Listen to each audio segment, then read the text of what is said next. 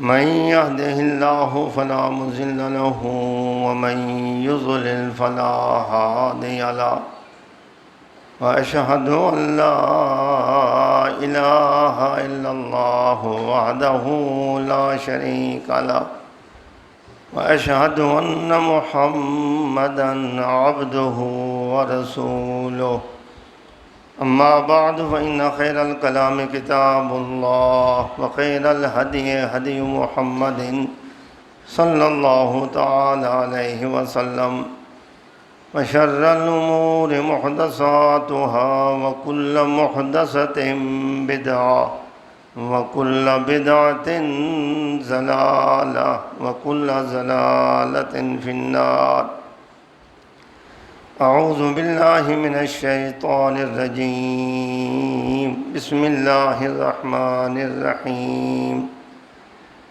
اليوم أكملت لكم دينكم وأتممت عليكم نعمتي ورضيت لكم الإسلام دينا اللهم صل على محمد وعلى آل محمد كما صليت على إبراهيم وعلى آل إبراهيم إنك حميد مجيد اللهم بارك على محمد وعلى آل محمد كما باركت على إبراهيم وعلى آل إبراهيم إنك حميد مجيد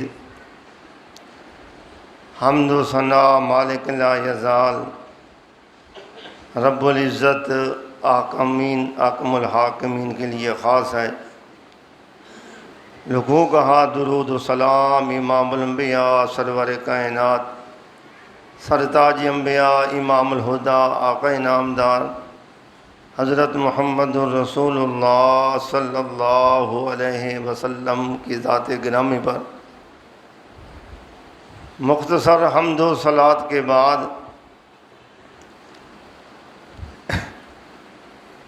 دنیا میں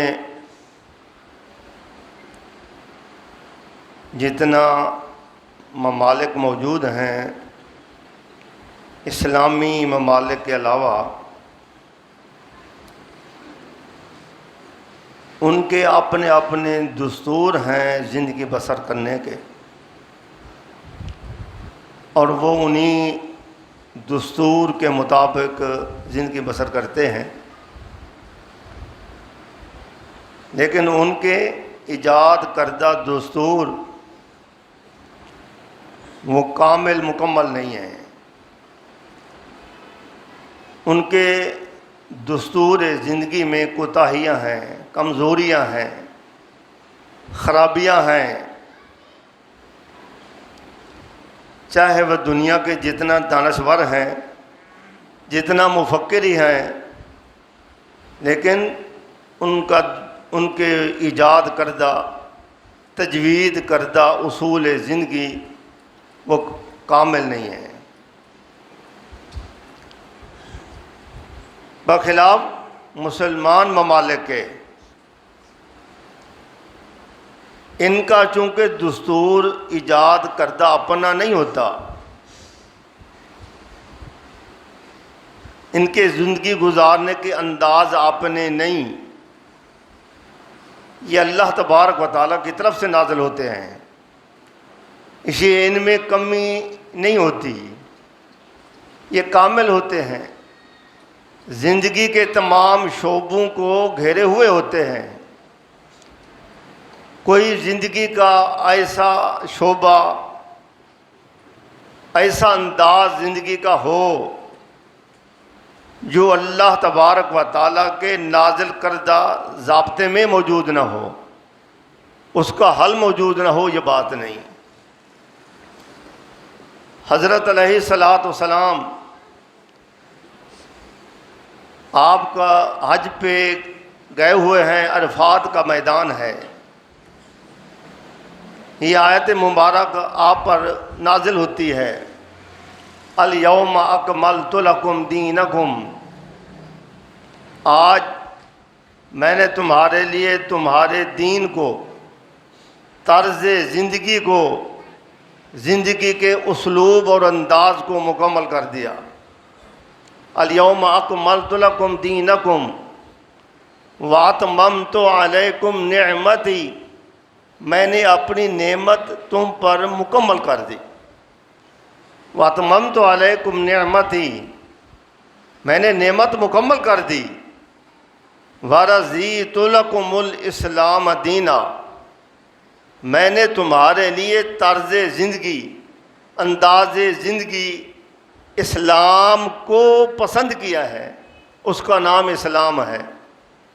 جو تمہارے لیے طرز زندگی مقرر کیا گیا ہے اس کا نام اسلام۔ وَرَضِيتُ لَكُمُ الْإِسْلَامَ دِينًا۔ اب تین جملے ہیں، ان تینوں پر غور کرو۔ اکملت لکم دینکم، دستور زندگی مکمل کر دیا۔ اب کوئی کہہ سکتا ہے کہ زندگی کے کسی شعبے میں اسلام میں رہنمائی نہیں، کمی رہ گئی ہے؟ کوئی کہہ سکتا ہے؟ مسلمان ہو کر تو نہیں کہہ سکتا، کوئی اور کہے تو کہے، اس کی مرضی، وہ کہے گا، اس کو سمجھ نہیں ہوگی۔ مسلمان ہونے کے ناطے سے یہ نہیں کہہ سکتا۔ اللہ فرماتا ہے الیوم اکملت لکم دینکم، میں نے دین مکمل کر دیا۔ واتممت علیکم نعمتی، میں نے اپنی نعمت پوری کر دی، اس میں کوئی کسی قسم کی کمی نہیں۔ ورضیت لکم الاسلام دینا، تمہارے لیے دستور زندگی، ضابطہ حیات میں نے اسلام کو پسند کیا، اس کا نام میں نے اسلام رکھا ہے۔ اب ان تین باتوں کے آ جانے کے بعد اسے کیا سمجھ آتا ہے؟ اسے یہ سمجھ آتا ہے اللہ نے جو ہمیں دین دیا ہے، اللہ نے جو ہمیں دستور دیا ہے، یہ کامل ہے، مکمل ہے، اللہ کی نعمت ہے۔ جس کو اللہ کہے میری نعمت ہے، کون کہے گا کہ اس میں کمزوری ہے؟ کون کہے گا کہ اس کے فلاں پہلو میں کمی ہے؟ کون کہے گا؟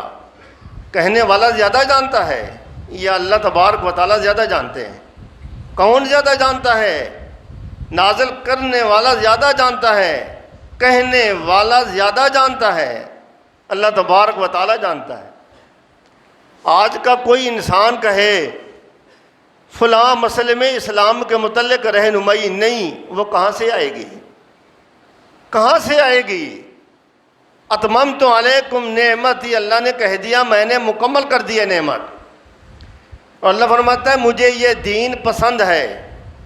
اس وقت بھی غور کرو، جس کو اللہ کہے پسند ہے، اس کا مطلب یہ ہوا مکمل بھی ہے، اللہ کی نعمت بھی ہے، اللہ کو پسند بھی ہے۔ اب اس کا تقاضا یہ ہے ہمیں اس کو مکمل سمجھنا چاہیے، اللہ کی نعمت سمجھنا چاہیے، اور اس کے مطابق زندگی بسر کرنا چاہیے جو اللہ کو پسند ہے۔ جو چیز اللہ کو پسند ہے یقیناً وہ فائدہ مند ہوگی، یقیناً وہ کامیابی کا ذریعہ ہوگی، یقیناً اس کے عمل کرنے میں فائدہ ہی ہوگا۔ اب اس کا تقاضا یہ ہے ہم اسلام کو سمجھیں، اسلام پر ایمان لے آئیں، اس کو سمجھیں، پھر اس کے مطابق زندگی بسر کریں۔ تین جملے اللہ تبارک و تعالی نے فرمائے۔ قرآن کو ماننے والا، رسول اللہ صلی اللہ علیہ وسلم کی رسالت کو ماننے والا کوئی ہے انسان مسلمان ہونے کے ناطے سے کہ یہ جرأت کرے، یہ کہے اسلام میں کمزوری ہے، کمی ہے، ضرورت ہے، قرآن و سنت کے علاوہ اور کتاب کی ضرورت ہے، یا کسی مفسر کی ضرورت ہے، کسی بیان کرنے والے کی ضرورت ہے، کسی مجتہد کی ضرورت ہے؟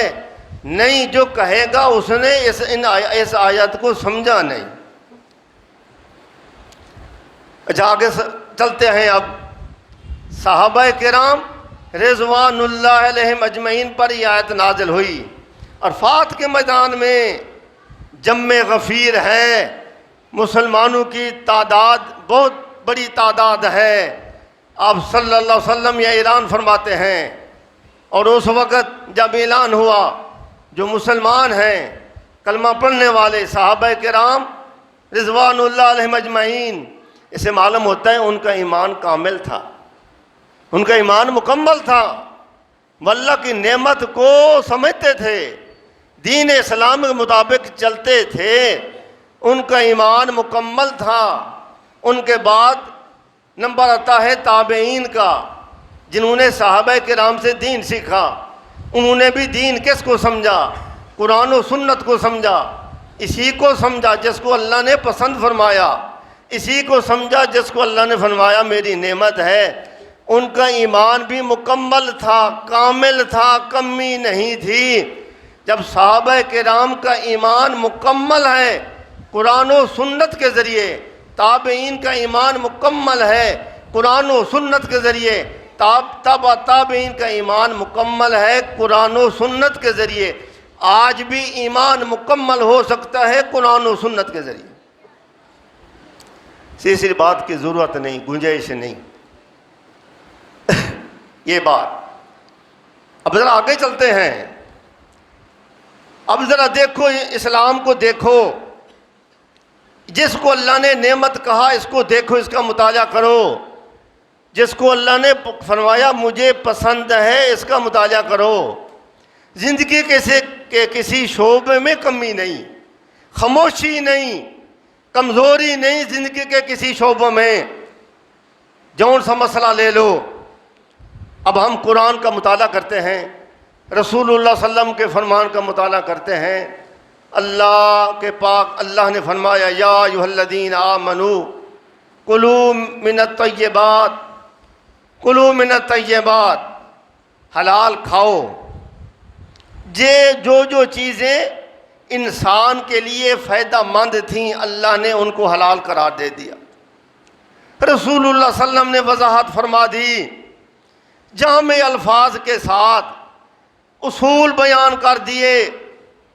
رسول اللہ صلی اللہ علیہ وسلم نے فرمایا کل ذی ناب من السباع فاکلہ حرام، ہر وہ جانور جو کسی جانور کو پھاڑ چیر کر کھاتا ہے اس کے نیش ہیں جیسے وہ پھاڑتا ہے اور کھاتا ہے۔ کل ذی ناب من السباع فاکلہ حرام وکل ذی مخلب من الطیر، ہر وہ پرندہ جو پنجے سے پکڑتا ہے کسی حلال چیز کو، پنجے سے پکڑتا ہے اور پنجے میں رکھ کر کھاتا ہے، فرمایا وہ پرندہ بھی حرام ہے۔ یہ اصول بیان کر دیے۔ اللہ تبارک و تعالیٰ نے فرمایا کلو مما رزقکم اللہ حلالا طیبا، وہ کھاؤ جو اللہ نے تمہارے لیے حلال قرار دیا، حلال قرار دیا۔ حلال کی وضاحت قرآن مقدس میں بھی ہے، رسول اللہ صلی اللہ علیہ وسلم کے فرمان میں بھی ہے، مما رزقکم اللہ حلالا، حلال۔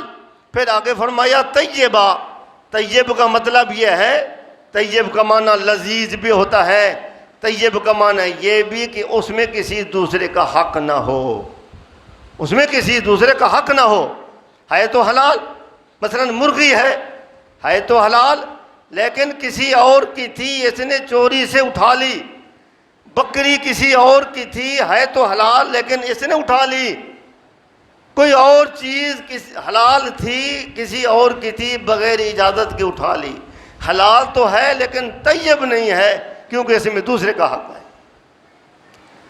کلوا مما رزقکم اللہ حلالا طیبا، اللہ نے یہ ضابطہ بیان کر دیا، حلالا طیبا۔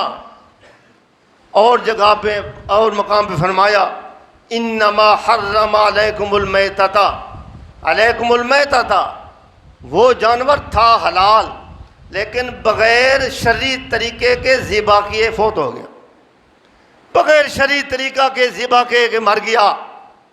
اللہ نے فرمایا ویسے تمہارے لیے حلال تھا، جب شرعی طریقے پہ ذبح کیا جاتا چونکہ خود بخود مر گیا، اب تمہاری جان کے لیے بھی فائدہ مند نہیں، تمہارے روح کے لیے بھی فائدہ مند نہیں، تمہاری جسمانی صحت کا اس میں خرابی کا مادہ ہے۔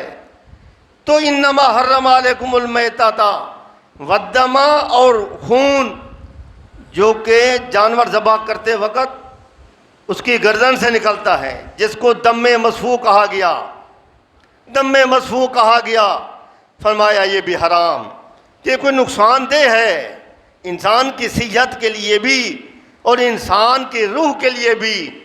شریعت ایسی ہے جو خیال رکھتی ہے انسان کی صحت کا بھی، انسان کی جسمانی صحت کا بھی، انسان کی روحانی صحت کا بھی خیال رکھتی ہے۔ انما حرم علیکم المیتۃ والدم، ہاں رسول اللہ صلی اللہ علیہ وسلم نے فرمایا اللہ پاک نے میتہ حرام قرار دیا، میتہ حرام قرار دیا، لیکن احلت لنا المیتتان والدمان، دو میتہ ہمارے لیے حلال ہیں اور دو خون ہمارے لیے حلال ہیں۔ اللہ نے فرمایا انما حرم علیکم المیتۃ، لیکن رسول اللہ صلی اللہ علیہ وسلم نے فرمایا میتہ کل میتہ حرام ہے لیکن دو میتہ حلال ہیں، دو میتہ، احلت لنا المیتتان والدمان، فرمایا الحوت والجراد، مچھلی جب پانی میں ہوتی ہے زندہ ہوتی ہے، پکڑتے ہیں، پکڑنے کے تھوڑی دیر بعد وہ مر جاتی ہے، فرمایا حلال ہے۔ مکڑی چل پھر رہی ہوتی ہے، اس کو ہاتھ میں ڈالتے ہیں، پکڑتے ہیں، مر جاتی ہے، فرمایا حلال۔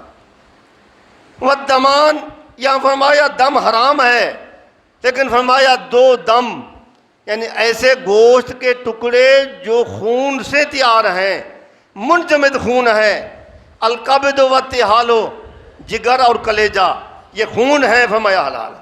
شاید کوئی کہے الدمہ میں یہ بھی شامل ہیں، حلال جانور کا حصہ یہ حرام ہے، حلال جانور کا حصہ حرام، جو اللہ نے فرمایا دم حرام ہے، رسول اکرم صلی اللہ علیہ وسلم نے وضاحت فرما دی حرام نہیں۔ آگے فرمایا ولحم الخنزیر، خنزیر کا گوشت حرام، کیونکہ وہ نقصان دہ ہے انسان کی صحت کے لیے بھی اور انسان کے روح کے لیے بھی۔ ولحم الخنزیر، خنزیر کا گوشت حرام، وما اہل بہ لغیر اللہ، اور وہ جو غیر اللہ کے نظر و نیاز دیا جائے، غیر اللہ کو راضی کرنے کے لیے، غیر اللہ سے برکات حاصل کرنے کے لیے خرچ کیا جائے، وما اہل بہ لغیر اللہ، فرمایا حرام ہے۔ اس کو اگر انسان کھائے گا شرعی حرمت بھی ہے اور طبی حرمت بھی ہے۔ دیکھو وہ چیزیں جو انسان کے لیے مضر تھیں، انسان کی صحت کے لیے مضر، انسان کے روح کے لیے مضر تھیں، اللہ نے حرام کر دی۔ رسول اللہ صلی اللہ علیہ وسلم نے اور بھی چیزوں کی وضاحت کی۔ یہ اسلام ہے جو بتاتا ہے کہ تمہارے لیے حلال چیزیں کون سی ہیں، یعنی تمہاری صحت کے لیے فائدہ مند چیزیں کون سی ہیں، تمہاری صحت کے لیے نقصان دہ چیزیں کون سی ہیں۔ یہ اسلام عین فطرت ہے، اسلام عین حقیقت ہے، اسلام ایک پسندیدہ مذہب ہے جو ہر شعبے میں رہنمائی دیتا ہے۔ ولحم الخنزیر، خنزیر کا گوشت حرام ہے، یہ اسلام ہے۔ آگے چلتے ہیں، اسلام نے ہمیں اور رہنمائی فرمائی۔ انسانی فطرت کا یہ تقاضا ہے، اللہ نے مرد کے اندر بھی کچھ جذبات رکھے ہیں، عورت کے اندر بھی جذبات رکھے ہیں۔ اللہ کا مقصد یہ ہے کہ یہ دنیا میں انسانی آبادی پھیلے۔ اللہ نے ایک دوسرے کے لیے ضرورت رکھ دی ہے، اور اللہ نے فرمایا وَأَنكِحُوا الْأَيَامَ مِنكُمْ، أَنكِحُوا الْأَيَامَ مِنكُمْ وَالصَّالِحِينَ مِنْ عِبَادِكُمْ وَإِمَائِكُمْ، تم اپنے میں سے نوجوان لڑکیاں لڑکے ان کی شادی کرو، تمہارے لونڈیاں غلام ہوں ان کی بھی شادیاں کرو۔ إِن يَكُونُوا فُقَرَاءَ يُغْنِهُمُ اللَّهُ مِنْ فَضْلِهِ، اگر وہ اتنا سرمایہ نہیں ان کے پاس تو کوئی بات نہیں، اللہ پاک ان کو سرمایہ دے دے، سرمایہ دے دے۔ اور کیسا بہترین انداز، کیسا بہترین انداز، ایک لڑکی کا جب کسی دوسرے گھر میں جانے کا پروگرام ہوتا ہے تو اس کے لیے اچھے انداز میں تیاری ہوتی ہے، دوست احباب کو بلایا جاتا ہے، دوست احباب کو دعوت دی جاتی ہے، پروگرام بنایا جاتا ہے، اور خاص انداز میں احترام کے ساتھ اس کو دوسرے گھر میں بھیجا جاتا ہے، اور ساتھ یہ شرط ہے، ولی کی شرط ہے، کوئی اس کا ولی ہونا شرط ہے، بغیر ولی کے اس کی رخصتی نہیں ہوگی، نکاح نہیں ہوگا۔ لا نکاح الا بولی، ولی کے بغیر نکاح نہیں۔ بہترین انداز ہے، جس باپ نے 20 سال اپنی لڑکی کی پرورش کی، اس کو پڑھایا سکھایا، اس پر خرچ کیا، اگر وہ اپنی مرضی سے جہاں چاہے چلی جائے، یہ کوئی اسلام ہے؟ یہ کوئی دستور ہے؟ اسلام تو اس کو اجازت نہیں دیتا۔ دنیا کے دستور کو دیکھو، یہ بھی کوئی دستور ہے زندگی کا؟ ناقص دستور ہے، غیر فطری دستور ہے۔ ایک باپ نے 20-25 سال محنت کی، اس کے مسائل برداشت کیے، تعلیم پر خرچ کیا، اب اپنی مرضی سے جس کو چاہے پسند کر لے، یہ کوئی دستور ہے زندگی گزارنے کا؟ نہیں۔ فرمایا لا نکاح الا بولی، اور فرمایا اما عائشہ صدیقہ طاہرہ مطہرہ رضی اللہ تعالی عنہ نے ایو ممرات نکاحت بغیر اذن ولیہا، جون سی عورت اپنے ولی، باپ ہے، باپ نہیں تو بھائی، بھائی نہیں تو چچا، دادا، یہ ولی ہیں، ایو ممرات نکاحت بغیر اذن ولیہا فنکاحها باطل باطل باطل۔ یہ اسلام ہے، یہ اسلام ہے، یہ انسان کی فطرت کا تقاضا ہے، ایسا ہونا چاہیے۔ تو پھر اچھے انداز میں اس کی رخصتی ہوتی ہے، یہ اسلام ہے۔ پھر اس پر بھی غور کرو، اللہ تبارک و تعالیٰ نے فرمایا حضرت آدم علیہ السلام کے متعلق، هو الذی خلقکم من نفس واحدۃ وخلق منها زوجها۔ اللہ تبارک و تعالیٰ نے حضرت آدم علیہ السلام کو پیدا کیا، اکیلے تھے، اکیلا زندگی گزارنا مشکل ہوتا ہے، انفرادی زندگی مصائب کا شکار بن جاتی ہے، اس پر مصائب گر جاتے ہیں، اکیلی زندگی ہے۔ ضرورت تھی کہ انیس ہو، ضرورت تھی کہ رفیق حیات ہو، ضرورت تھی کہ پریشانی کا ساتھ دینے والی ہو۔ اللہ نے فرمایا وَخَلَقَ مِنْهَا زَوْجَهَا، اللہ نے آدم سے اس کی بیوی کو پیدا کر دیا تاکہ رفیق حیات ہو، انیسہ ہو، پریشانی میں اس کا ساتھ دے۔ یہ پھر آدم علیہ السلام کے اندر جو اللہ تبارک و تعالیٰ نے جذبات رکھے تھے، اس کا بھی تقاضا تھا بیوی ہونی چاہیے، بیوی ہونی چاہیے، اللہ تبارک و تعالیٰ نے بیوی پیدا کر دی۔ یہ ضرورت ہے، اور اسلام نے اس ضرورت کو بیان کیا، اس انداز کو بیان کیا، اس طریقے کو بیان کیا۔ کیسے خوبصورت انداز ہے، کیسے خوبصورت انداز۔ لڑکی والے کو بھی مبارک دی جاتی ہے، لڑکے والے کو بھی مبارک دی جاتی ہے، لڑکی والے بھی کھانا تیار کرتے ہیں خوشی کرتے ہوئے، لڑکے والے بھی خوشی کا اظہار کرتے ہیں، کھانا تیار کرتے ہیں، ولیمہ کرتے ہیں۔ یہ اسلام ہے جو ہمیں سمجھاتا ہے، جو ہماری رہنمائی کرتا ہے۔ اب ہم نظر ڈالتے ہیں دوسرے دستوروں پر، دوسرے لوگوں کے مذاہب پر نظر ڈالتے ہیں۔ امریکہ میں چلے جاؤ، یورپ میں چلے جاؤ، مغربی علاقوں میں چلے جاؤ، وہاں زندگی کا کیا نظام ہے، ان کا اپنا دستور ہے۔ آج وہ لوگ پریشان ہیں کہ ہم کس دستور کے حامل ہو گئے، مجبور ہو رہے ہیں اسلام قبول کرنے پر۔ اسلام کے اندر عزت ہے، اسلام کے اندر وقار ہے، اسلام فطرت دین ہے، اسلام پسندیدہ دین ہے۔ وہ سمجھتے ہیں، ہم تو سمجھتے تھے کہ اسلام کوئی اچھا مذہب نہیں، اب جب پتہ چلا کہ لڑکی سے محروم ہو گیا، لڑکی کسی آشنا کے ساتھ چلی گئی، محروم ہو گیا، جس کو پالا، جس کو سنبھالا وہ چلا گیا، اب خاندانی اقدار ختم ہو گئے، خاندانی اقدار ختم ہو گئے، جبکہ اسلام خاندانی اقدار کو محفوظ رکھتا ہے۔ یہی وجہ ہے اسلام نے لڑکی کو وراثت میں مال کا حصہ دیا۔ کسی دستور میں لڑکی کو، بیٹی کو کسی دستور نے وراثت میں حصہ نہیں دیا۔ یہ اقدار کا تحفظ ہے کہ اسلام ہی نے لڑکی کو اپنی وراثت، باپ کی وراثت میں حصہ عطا کیا۔ اسلامی ہے جو عورتوں کو وقار دیتا ہے، اسلامی ہے جو عورتوں کو تحفظ دیتا ہے۔ رسول اکرم صلی اللہ علیہ وسلم نے فرمایا ماں کی قدموں میں جنت ہے، باپ کی قدموں میں جنت ہے۔ ماں کا تحفظ ہے، باپ کا تحفظ ہے۔ اس لیے اللہ نے فرمایا الیوم اکملت لکم دینکم واتممت علیکم نعمتی ورضیت لکم الاسلام دینا۔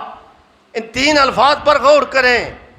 یہ دستور اللہ تبارک و تعالیٰ کی نعمت ہے جو اللہ نے ہمیں دی ہے، لیکن کاش کہ ہم اس نعمت سے دور ہیں، اس نعمت پہ صحیح عمل کرنے والے نہیں ہیں۔ اگر ہمارے ماحول میں اسلام ہوتا، ہمارے گھر میں اسلام ہوتا، ہماری بیٹی اسلام سے مزین ہوتی، ہماری ماں و بہن اسلام سے مزین ہوتی، ہمارا بھائی اسلام کا پروانہ ہوتا، پھر دیکھتے کہ معاشرہ کتنا خوبصورت بنتا ہے، کتنا برکتیں آتی ہیں، اللہ تبارک و تعالیٰ کی کتنا رحمتیں آتی ہیں۔ ہم نظر ڈالتے ہیں دوسرے لوگوں کے معاشرے پر۔ جو لوگ امریکہ جاتے ہیں، امریکہ کی سیر کرتے ہیں، وہاں دیکھنے میں کیا آتا ہے، ان کو پتہ ہے دیکھنے میں کیا آتا ہے۔ ایئرپورٹ پہ ہی نوجوان جوڑا، غیر محرم نوجوان جوڑا ایسے کھیل کود میں نظر آتا ہے، بوس و کنار میں نظر آتا ہے، کوئی پرواہ ہی نہیں کسی کو۔ اگر کوئی دیکھے تو مجرم سمجھا جاتا ہے، گناہ سمجھا جاتا ہے، قابل گرفت سمجھا جاتا ہے۔ اگر کوئی لڑکی کسی کے ساتھ تعلق جوڑ لے، زندگی بسر کرنے لگ جائے، کوئی پرواہ نہیں، کوئی پرواہ نہیں۔ بیٹا پیدا ہو جائے، بیٹی پیدا ہو جائے، اس کا کوئی تحفظ نہیں، خاندان کے اقدار کا کوئی تحفظ نہیں۔ اگر تحفظ دیا ہے، کس نے دیا؟ اسلام نے دیا۔ وہ وقت تھا جب لڑکیوں کو زندہ دفن کیا جاتا تھا، زندہ درگور کیا جاتا تھا۔ محمد رسول اللہ صلی اللہ علیہ وسلم نے فرمایا میرے آنے کے بعد بھی بچیوں کو تحفظ نہ ہو، میرے آنے کے بعد بھی ماں باپ کی عزت برقرار نہ ہو، میرے آ جانے کے بعد بھی اسلام میں عدل انصاف نہ ہو، پھر اسلام آنے کا کیا مقصد، میرے آنے کا کیا فائدہ؟ پھر وقت آیا وہ لوگ جو کل بیٹیوں کو زندہ کرتے تھے، آج بیٹیوں کے ساتھ محبت کر رہے ہیں، اپنا وارث بنا رہے ہیں۔ یہ اسلام ہے، اسلام سمجھو۔ اللہ اکبر ولحم الخنزیر، قرآن مجید میں لفظ آیا تھا، اللہ نے خنزیر کو حرام قرار دیا۔ مطالعہ کرو، امریکہ کا، جاپان کا، یورپ کا، کوریا کا مطالعہ کرو، جن کے ہاں حلال کا تصور ہی نہیں۔ یہ گدھا، کتے، بلے، خنزیر، ان کی چمڑے سے وہ چیزیں بناتے ہیں جو مسلمانوں کے اندر سپلائیاں ہوتی رہیں، ایک وقت میں مسلمانوں کو مختلف انداز میں کھلاتے رہے۔ اللہ اکبر۔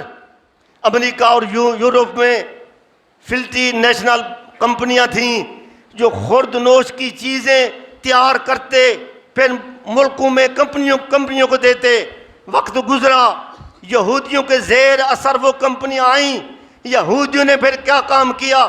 ان کے اندر خنزیر کو ملا کر، خنزیر کی چربی ملا کر لوگوں میں چیزیں بنا کر بیچیں اور ارسال کیا، پارسل کیے۔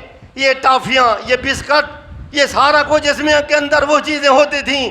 پھر ایک وقت آیا، لوگوں نے ان کو سمجھایا کہ مسلمانوں کے پاس تم بیچتے ہو، ہاں بین الاقوامی طور پہ یہ طے ہوا جو چیز بھی پیک کرو اس کے اندر جو اجزاء ہیں اس کے اوپر لکھو۔ اجزاء لکھے گئے، اس میں لکھا جاتا تھا یہ خنزیر کی چربی، حیوان کی چربی۔ پھر انہوں نے کاروبار وسیع کیے عرب کے ممالک میں، مسلمانوں کے ممالک میں۔ انہیں کہا گیا تمہیں پتہ نہیں مسلمان تو اس حلال جانور کو بھی استعمال نہیں کرتے جو جائز طریقے پہ ذبح نہ کیا گیا ہو۔ کیا کرتے ہو؟ مسلمان تو استعمال نہیں کریں گے۔ مسلمانوں کو بھی پتہ چلا، پوچھنے لگے یہ چربی کس چیز کی ہے، کیا نام ہے اس کا؟ ہاں، وہ پریشان ہوئے، انہوں نے پھر نام بدل دیے، اس کے بجائے انہوں نے ایک کوٹ لکھ دیا جو ہر ایک کو پتہ نہیں چلتا، خاص آدمی کو پتہ چلتا ہے، لحم الخنزیر۔ اور اس کے اثرات کیا ہیں؟ وَيُحَرِّمُ عَلَيْهِمُ الْخَبَائِثَ، میرا پیغمبر ایسی چیزیں جو انسان کی صحت کے لیے مضر، انسان کے روح کے لیے مضر ہیں، میرا پیغمبر ان کو حرام قرار دیتا ہے، جائز نہیں سمجھتا۔ جس معاشرے میں یہ انداز ہے، حلال حرام کا امتیاز نہیں، ایسے جانور جن کی حرمت قرآن و سنت میں واضح ہے یہ استعمال کرتے ہیں۔ آپ ان کی فطرت کو دیکھیں، آپ ان کے معاشرے کو دیکھیں، ان کے اندر، معاشرے کے اندر تحفظ نہیں، ان کی عزت محفوظ نہیں اور ان کے اقدار محفوظ نہیں ہیں۔ اس کی وجہ یہ ہے کہ وہ چیزیں وہ استعمال کرتے ہیں جو صحت کے لیے مضر تھیں، جو روح کے لیے مضر تھیں۔ ایک وقت آیا مسلمانوں نے جانیں دیں، مسلمانوں نے مکہ مکرمہ سے ہجرت کی، اللہ کے دین کے لیے جانیں قربان کی، جانیں دیں دین کے تحفظ کے لیے۔ مکہ چھوڑا، مدینہ گئے، کیسے حالات تھے، کیسے پریشانی تھیں۔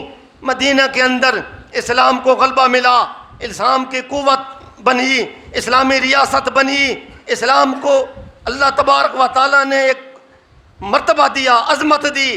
ایک وقت وہ تھا مسلمانوں نے ہجرت کی، ماؤں بہنوں نے ہجرت کی، اور لوگوں نے اپنے بچے یتیم کیے اور اپنی عورتوں کو بیوہ کیا۔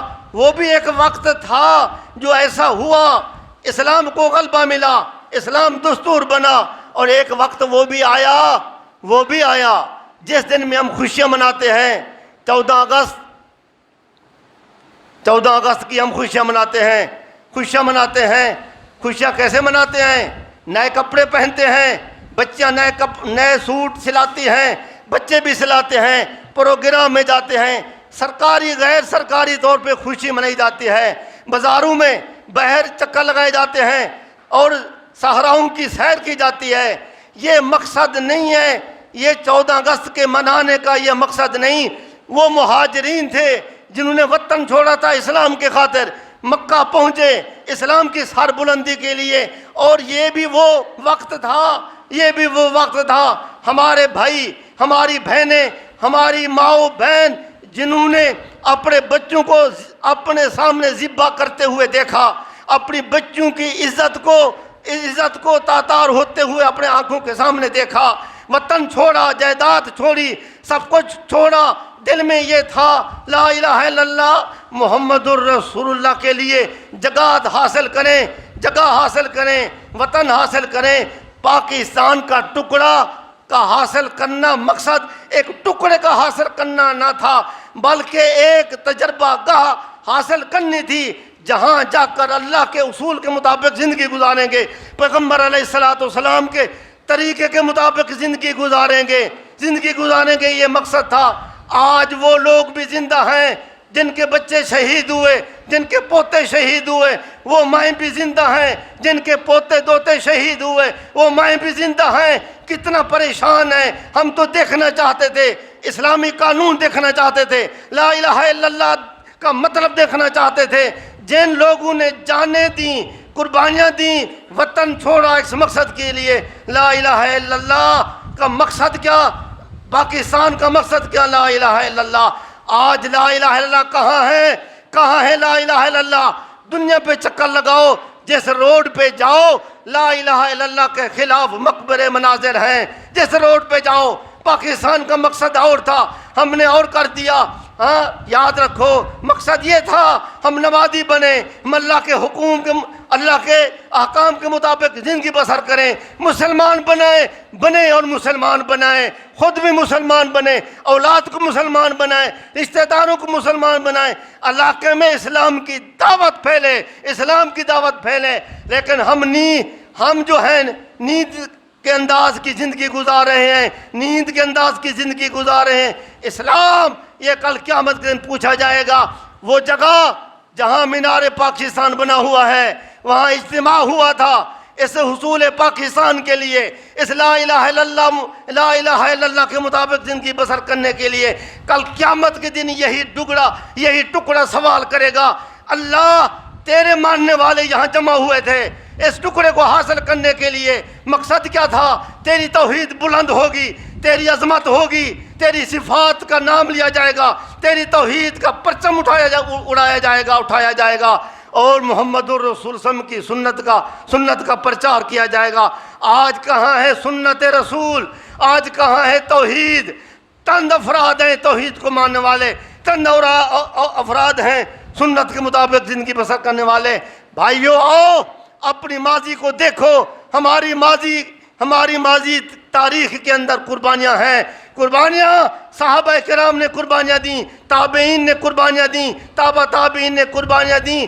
اور جب یہ تحریک آزادی پہلے سن 1857 میں اس وقت تحریک ناکام ہوئی، پھر ان لوگوں نے مسلمانوں سے کیسے انتقام لیے۔ پھر دوسری تحریک سن 1439 میں، لیکن وہ بھی کامیاب نہ ہوئی، شملہ کانفرنس منعقد ہوئی، اس میں بھی کوئی سمجھوتا نہ ہوا۔ سن 1940 میں پھر تحریک اٹھی پاکستان کو آزاد کرنے کے لیے، اس ٹکڑے کو آزاد کرنے کے لیے۔ ہمارے اکابرین نے جانیں دیں، ہمارے اکابرین کے بچے ذبح ہوئے، ہمارے اکابرین کی بچیاں ذبح ہوئیں، ان کی عزتیں ختم ہوئیں مسلمانوں کی۔ اے مسلمان، آج اپنے بچے کو مسلمان بنا، قرآن کی تعلیم سے واقف بنا، اللہ رسول کی تعلیم سے واقف بنا، پاکستان کا حصول کا مقصد پورا کر، اللہ کا حق ادا کر، لا الہ الا اللہ کا مقصد پورا کر۔ اللہ پاک ہمیں لا الہ الا اللہ کے مقصد پورا کرنے کی توفیق عطا فرمائے۔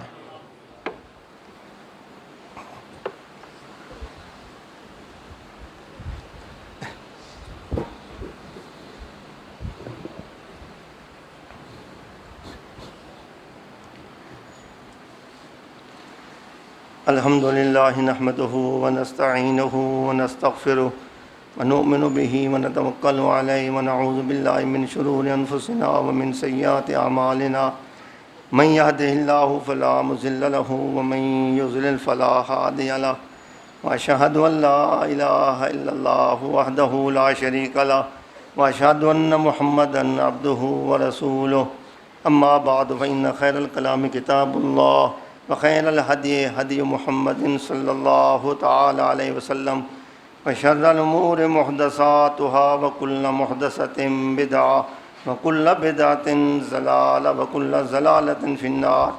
اعوذ باللہ من الشیطان الرجیم۔ ان اللہ وملائکتہ یصلون علی النبی یا ایھا الذین آمنوا صلوا علیہ وسلموا تسلیما۔ اللہم صل علی محمد وعلی آل محمد كما صليت على إبراهيم وعلى آل إبراهيم إنك حميد مجيد۔ اللهم بارك على محمد وعلى آل محمد كما باركت على إبراهيم وعلى آل إبراهيم إنك حميد مجيد۔ عباد الله رحمكم الله، إن الله يأمر بالعدل والإحسان وإيتاء ذي القربى وينهى عن الفحشاء والمنكر ولذكر الله أكبر والله يعلم ما تصنعون۔